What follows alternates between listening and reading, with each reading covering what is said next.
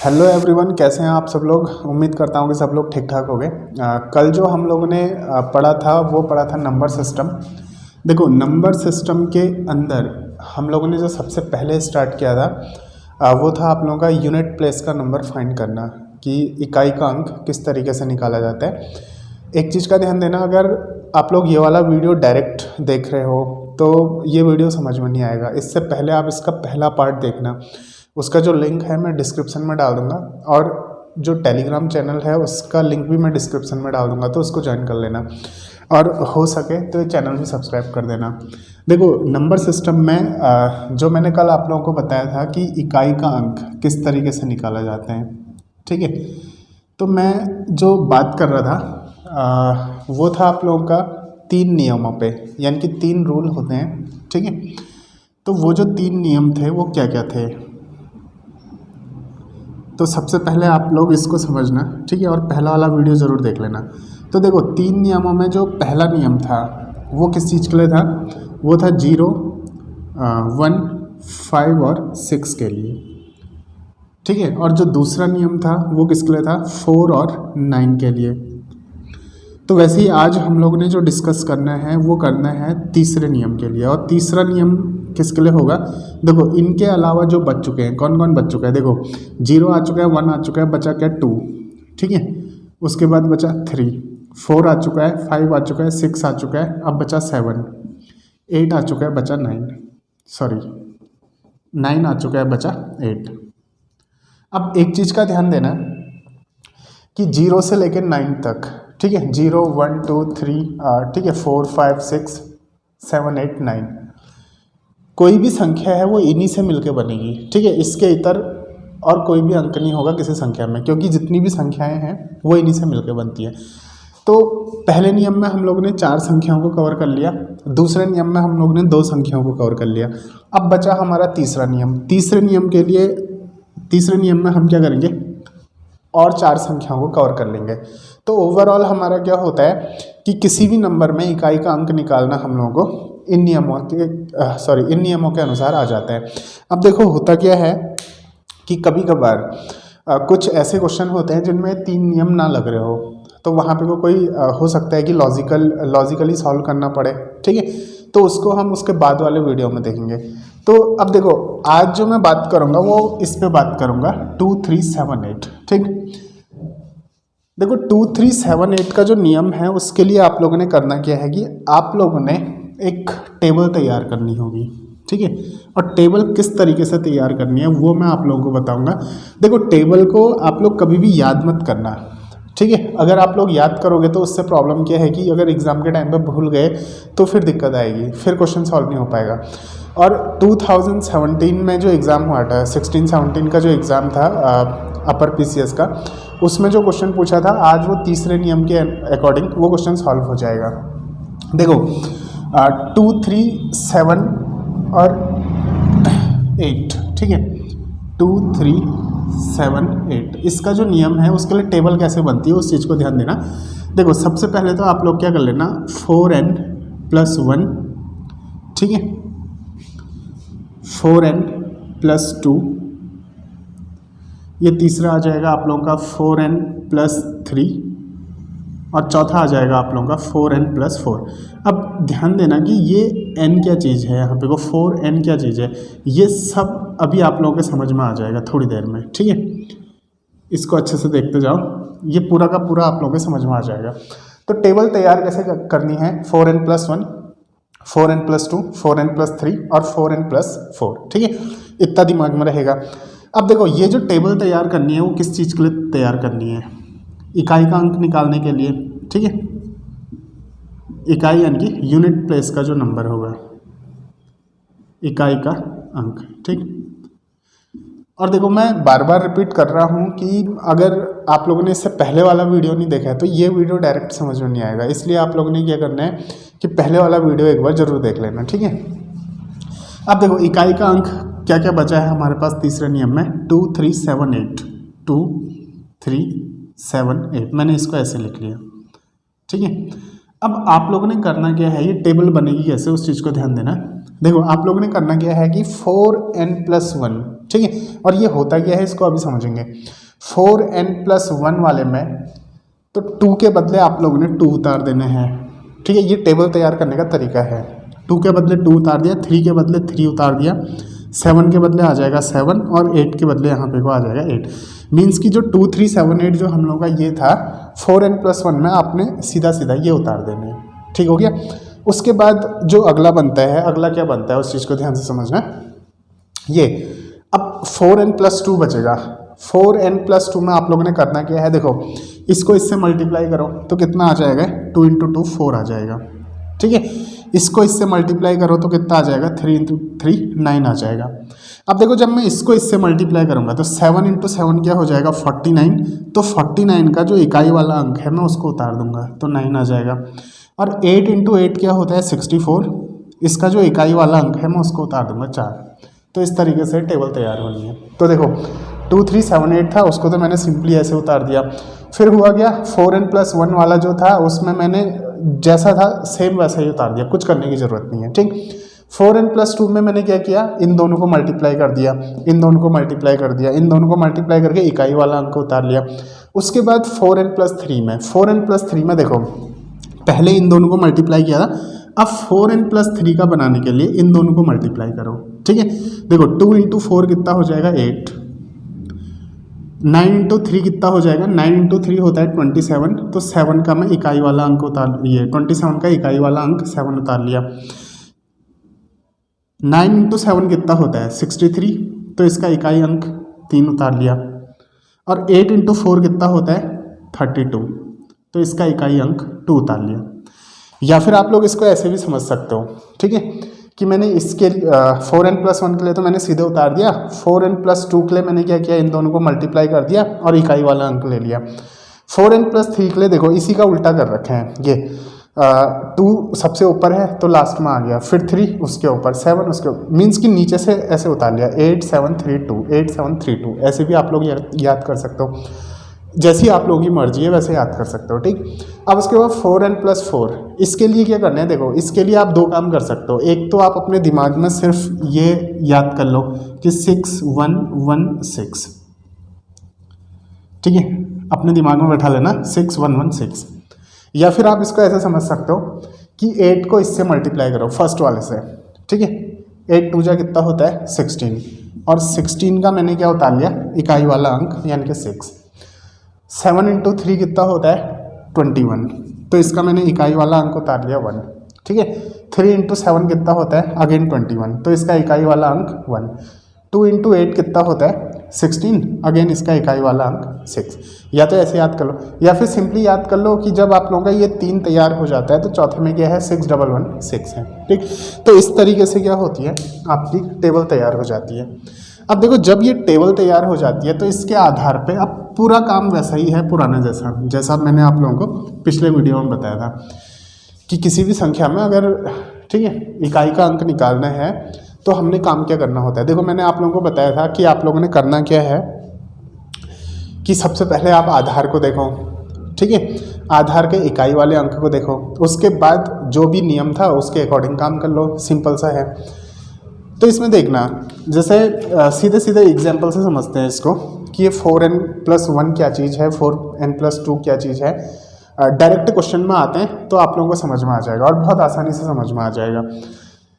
और ये जो टेबल है इसको देखने के बाद, ठीक है, ये मत समझना कि ये क्या मतलब इतना अटपटा काम क्या कर रहे हैं। देखो कुछ नहीं कर रहे हैं, 1-2 बार प्रैक्टिस करके सब समझ में आ जाता है, ठीक है, और कोई रटने वाली बात है ही नहीं उसमें। अब देखो जैसे एक एग्जांपल ले लो, 127, ठीक है, इसकी पावर 39, इसमें इकाई का अंक क्या होगा, ठीक है, इकाई का अंक निकालने हैं। अब देखो कायदे अनुसार होना क्या चाहिए, जब ऐसा क्वेश्चन आ गया 127 की पावर 39, ये अगर आ जाता है, ठीक है, तो इसमें होना क्या चाहिए, इसको सॉल्व करने का तरीका क्या है, इसका मतलब समझो पहले। इसका मतलब क्या है कि मैं 127 को किससे मल्टीप्लाई करूंगा, 127 से, फिर मेरे पास कोई नंबर आएगा उसको अगेन मैं किससे मल्टीप्लाई करूंगा, 127 से, फिर मेरे पास कोई नंबर आएगा, मैं उसको अगेन मल्टीप्लाई करूँगा 127 से, और ये कब तक करूँगा, 39 टाइम्स करूँगा, 39 टाइम्स करूँगा, नहीं करूँगा, यही तो है इसका मतलब, ठीक है। उसके बाद क्या होगा कि जब मैं मल्टीप्लाई करता जाऊँगा तो एक बड़ा सा नंबर मेरे पास आएगा। अब ये जो बड़ा सा नंबर मेरे पास आएगा, इसका इकाई वाला जो अंक होगा वो क्या होगा, ये हमने निकालना है।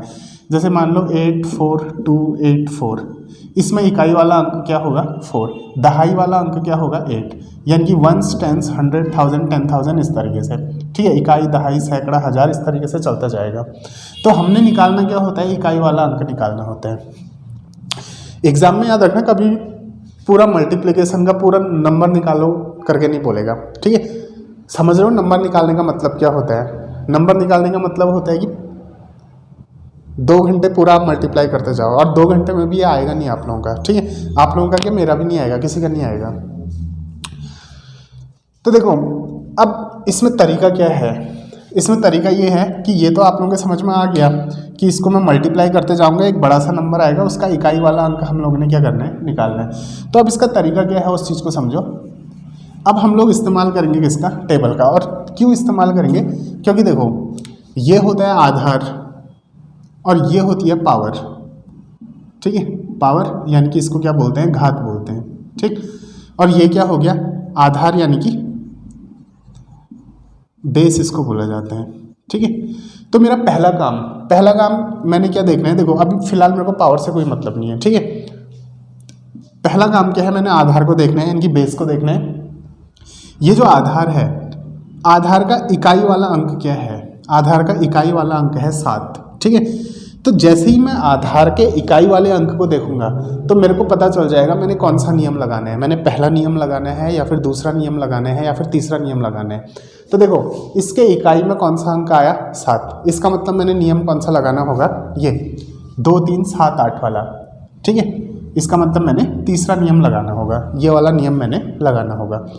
अब ध्यान देना, आधार में इकाई के अंक से, ठीक है, यूनिट प्लेस पे जो नंबर है उससे हमने पता कर लिया कि कौन सा नियम लगाना है। अब जब पता चल चुका है कौन सा नियम लगाना है तो क्या करना है, लगा दो नियम, ठीक है। तो देखो नियम कैसे लगेगा उस चीज़ को ध्यान देना। अब सबसे पहले ये जो पावर है, ठीक है 39, इसको मैंने किस में बदलना है, 4n+1, 4n+2 +3 +4 इनमें से किसी एक में बदलना है। तो उसके लिए मैं क्या करूँगा, देखो 39 को मैं 4 से भाग दूंगा, ठीक है। 39 को मैंने क्या किया, 4 से भाग दिया तो कितनी बार जाएगा, 9 बार 36, और शेष कितना बचेगा 3, तो ये बचा शेष, ठीक है। शेष कितना बचा 3। अब देखो 39 को मैं क्या लिख सकता हूँ, 39 को मैं ये लिख सकता हूँ 9 × 4 +3 लिख सकता हूँ, नहीं लिख सकता हूँ, बताओ। आसान सा है।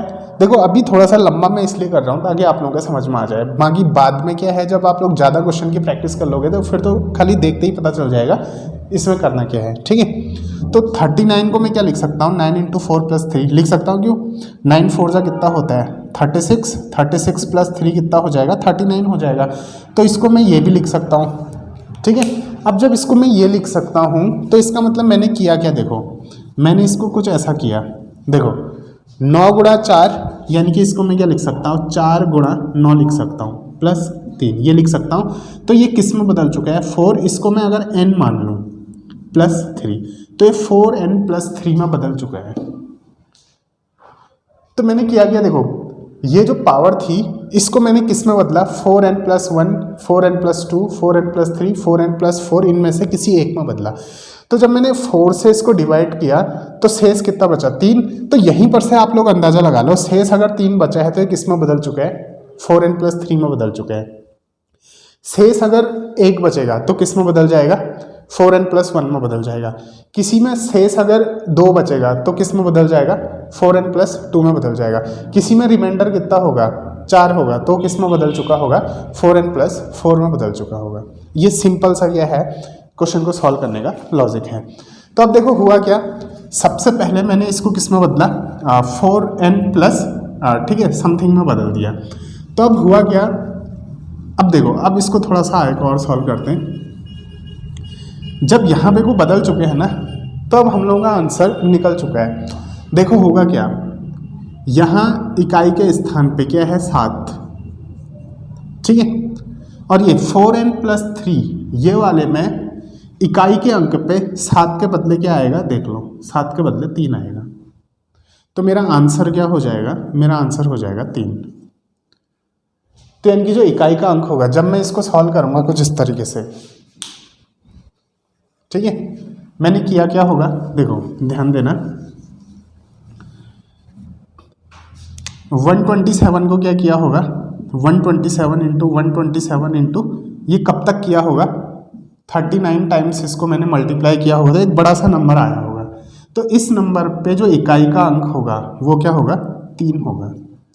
कैसे निकला, काम सिर्फ पावर पे करना है इस केस में, ठीक है। पावर को मैंने किस में बदला, ठीक है, पावर को मैंने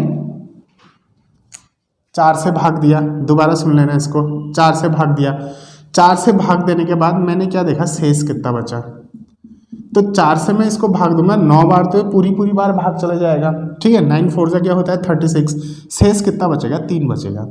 शेष 3 बचने का मतलब ये क्या है, 4n+3 है। शेष 2 बचने का मतलब क्या होता, 4n+2 होता।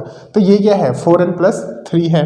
तो मैंने क्या देखा, मैंने कुछ नहीं किया, शेष 3 आ गया, तो मुझको पता चल गया कि 4n+3 वाला कॉलम मैंने देखना है, और मैंने देखा यहाँ इकाई पे क्या है 7, तो 7 के ठीक यहाँ पे कोई इकाई में क्या है 3, तो मेरा आंसर क्या हो जाएगा 3।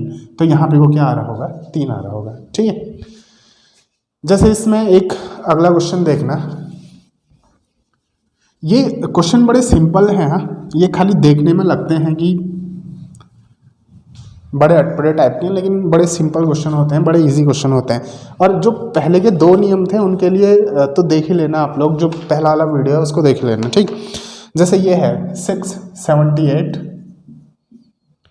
इसकी पावर 562, तो मैं क्या करूँगा, देखो मैं देखूंगा आधार पे इकाई का अंक देखूंगा, इकाई का अंक क्या है 8, तो मुझको पता चल जाएगा कौन सा नियम लगाना है, 2 3 7 8 वाला नियम लगाना है, यानी कि तीसरा नियम लगाना है, ठीक है। तो तीसरा नियम लगाना है, तो ये टेबल में ड्रॉ कर लूँगा, टेबल में ड्रॉ कर लूँगा। उसके बाद मैं क्या करूँगा, ये जो पावर है इसको 4 से भाग दूंगा, 4 से जब मैं इसको भाग दूंगा तो कितनी बार जाएगा, 4 1 जा 4, 4 4 जा 16, 0, और शेष कितना बचेगा, शेष बचेगा 2। शेष 2 बचने का मतलब क्या हुआ कि ये किस में बदल जाएगा, 4n+2 में बदल जाएगा। तो अब मैं क्या करूँगा, ये देखूंगा इकाई के अंक पे क्या है 8, तो 8 के ठीक सामने 4n+2 में क्या है, देखो 8 के ठीक सामने 4n+2 में क्या है 4, तो मेरा जो आंसर होगा वो क्या हो जाएगा, 4 हो जाएगा, ठीक है। ठीक है, ऐसा ही अगला क्वेश्चन, जैसे मान लो ये है 2137, इसकी घात क्या है, ठीक है, इसकी जो पावर है वो है मान लो 753। तो कैसे सॉल्व होगा, सिंपल सा, मैंने देखा कि जो आधार है यानी कि जो बेस है उसका इकाई अंक 7 है, तो मेरे को पता चल गया कौन सा नियम लगाना है, तीसरा नियम लगाना है। तीसरा नियम लगाना है तो टेबल में ड्रॉ कर लूँगा, टेबल में ड्रॉ कर लूँगा तो मैं देखूँगा इकाई, अब उसके बाद मैं क्या करूँगा, पावर को डिवाइड करूँगा किससे, 4 से। 4 से कितनी बार जाएगा, 4 1 जा 4, 3 5 35, 4 8 जा 32, 3 3, 4 8 जा 32, तो शेष कितना बचेगा, शेष बचेगा 1। अब शेष 1 बचने का क्या मतलब है, ये किस में बदल चुका होगा, 4n+1 में बदल चुका होगा। अब जब ये 4n+1 में बदल चुका है तो देखो यहाँ पे को क्या है, इकाई के स्थान पे 7 है, तो 7 के ठीक आगे देखो 4n+1 वाले कॉलम में ये कितना है 7, तो मेरा जो आंसर होगा वो क्या होगा, 7 होगा, ठीक है। अब जो लास्ट टाइम, ठीक है, 2016-17 में जो एग्ज़ाम हुआ था किसका, अपर पीसीएस का, उसमें जो एप्टीट्यूड था, एप्टीट्यूड में जो क्वेश्चन पूछा गया था वो कौन सा था, वो मैंने कल भी बताया था आप लोगों को कि वीडियो के लास्ट में आप लोगों को पता चल जाएगा। वो ये पूछा गया था 17 की पावर 17 में इकाई का अंक क्या होगा, ये क्वेश्चन पूछा गया था, ठीक है।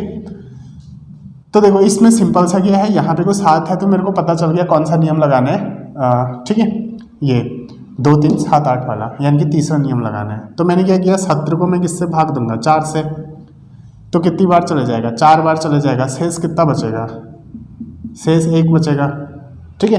एक अगर शेष बचा है तो यानी कि वो किस में बदल चुका है, 4n+1 में बदल चुका है। 4n+1 में अगर बदल चुका है तो देखो 7 के ठीक आगे कौन सा है, 7, तो मेरा आंसर क्या हो जाएगा, 7 हो जाएगा।